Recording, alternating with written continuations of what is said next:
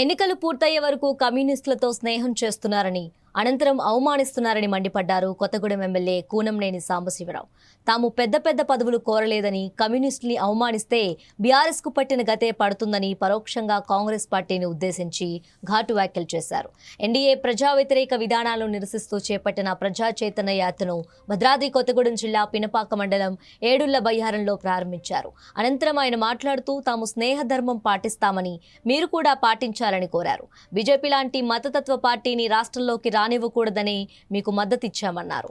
అందుకే కాంగ్రెస్ అధికారంలోకి ఉండాలని కోరుకుంటున్నామని, కమ్యూనిస్టులే కదా ఉండేది కొద్ది మందే కదా అనుకుంటే ఊరుకోమని హెచ్చరించారు.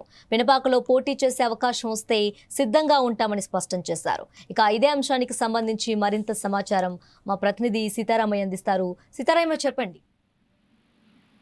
తేజస్వి, వాస్తవంగా రాష్ట్ర రాజకీయాలు కూడా వేడెక్కాయని చెప్పుకోవచ్చు. ఎందుకంటే కమ్యూనిస్టులు అనేవాళ్ళు రాష్ట్రంలో ఒక ప్రముఖమైనటువంటి శక్తిగా ప్రజల మధ్యలో ఉంటారు. అయితే ఈ మా భద్రాద్రి కొత్తగూడెం జిల్లాలో ప్రజా చైతన్య యాత్ర అంటే బీజేపీ వ్యతిరేక పాలనకు వ్యతిరేకంగా ప్రజా చైతన్య యాత్ర అనేది నిర్వహిస్తున్నారు. దీనిలో భాగంగా మా రాష్ట్ర కార్యదర్శి మరియు కొత్తగూడెం ఎమ్మెల్యే కూనంనేని సాంబశివరావు సంచలనమైనటువంటి వ్యాఖ్యలు చేశారని చెప్పుకోవచ్చు. ఎందుకంటే ప్రస్తుతం రాబోయే పరిస్థితుల్లో ఈ యొక్క కొత్తగూడెం సంబంధించినటువంటి సీటు విషయంలో కాంగ్రెస్ పార్టీ కావచ్చు, మిగిలినటువంటి పార్టీలు పెద్దలందరూ కూడా కన్నేశారని చెప్పుకోవచ్చు. దానిలో భాగంగా ముందే తన యొక్క పార్టీ శ్రేణులను అలర్ట్ చేశారని కూడా చెప్పుకోవచ్చు. అయితే వాస్తవంగా చెప్పాలంటే మిత్రపక్షం కాంగ్రెస్ పార్టీ మరియు సిపిఐ కమ్యూనిస్టులు మిత్రపక్షంగా మనం చెప్పుకోవచ్చు.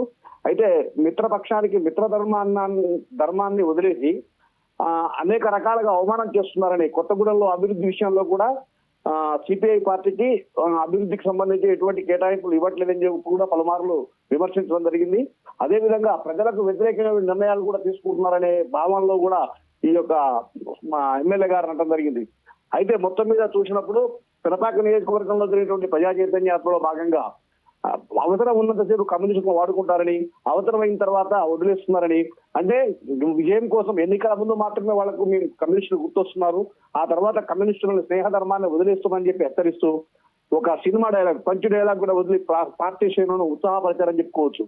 మొక్కే కదా తీసేస్తే పీక కోస్తా అని చెప్పారు. అంటే కమ్యూనిస్టులే కదా అని చెప్పి కనుక లైట్ గా తీసుకుంటే ఈ కమ్యూనిస్టులు ఏం చేస్తారో ప్రభుత్వాలు కూల్చేస్తాం అనేటువంటి ఒక హెచ్చరిక కూడా రాష్ట్ర ముఖ్యమంత్రి కావచ్చు, కాంగ్రెస్ పార్టీ కావచ్చు ఇట్లా చెప్పుకోవచ్చు.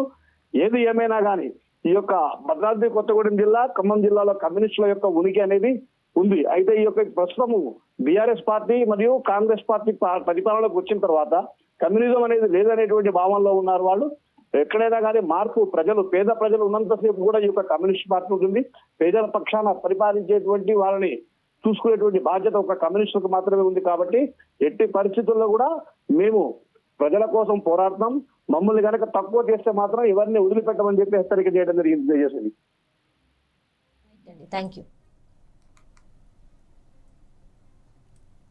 కోరుకోవట్లేదు, కానీ మమ్మల్ని అవమానపరిస్తే బీఆర్ఎస్ కి ఏ గతి పట్టిందో అదే గతి మీకు పడుతుంది.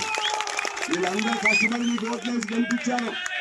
నాకు వేశారు, అక్కడ కాంగ్రెస్ వాళ్ళు వేశారు, టీడీపీ వాళ్ళు వేశారు. నేను స్నేహధర్మం పాటిస్తాను, మీరు కూడా పాటించండి.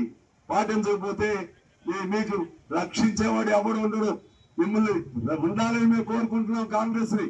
ఎందుకంటే బీజేపీ లాంటి మతోన్మాద పార్టీ రాకూడదని మేము కోరుకుంటున్నాం. అందుకని మేము సపోర్ట్ చేశాం. మీ పతనం మీరే రాసుకుంటే, మీ పతనానికి సంబంధించి మీరే దానికి శిలాపలకం తయారు చేసుకుంటే, మీ దాన్ని ఏమంటారు, మీ శ్మశాన వాటికి ఉంటుంది శవ పేటికను మీరే తయారు చేసుకుంటే మేమేం చేయలేం.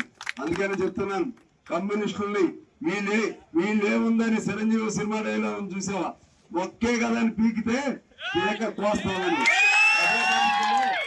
ఒక్కే కదా, కమ్యూనిస్టే కదా, వీళ్ళు 10 మందే కదా అనుకుంటే ఈ 10 మంది చాలు మీ సంగతి చూస్తారని చెప్పి తెలియజేస్తున్నాను. భయపడే సమస్య లేదు. కమ్యూనిస్టులు మనం నిజాయితీగా ఉండేవాళ్ళం, చివరి వరకు ధైర్యంగా ఉండేవాళ్ళం. పోరాటాలకు మారిపోయారు కమ్యూనిస్టులు. పేద ప్రజలకి ప్రతిరూపం కమ్యూనిస్టులు ఉంటారు. ప్రజలు ఉన్నంత కాలం ఎర్రజెండా ఉంటుంది. ఎర్రజెండా ఉన్నంత కాలం పేదవాడి తరపున నిలబడుతుంది. ఎక్కడ ఇబ్బంది వచ్చినా, ఎక్కడ సమస్య వచ్చినా, ఎక్కడ అన్యాయం జరిగినా ఉండే జెండా ఎర్ర జెండా. అందువల్ల రేపు భవిష్యత్తులో ఎట్లా నాకు తెలియదు, అవసరమైతే పినపాకు కూడా పోటీ చేయాల్సి వస్తే మళ్ళా కూడా పోటీ చేయడానికి సిద్ధంగా ఉంటామని చెప్పి తెలియజేస్తున్నాం. మీ అందరికీ హృదయపూర్వక నమస్కారాలతో సెలవు తీసుకుంటాం.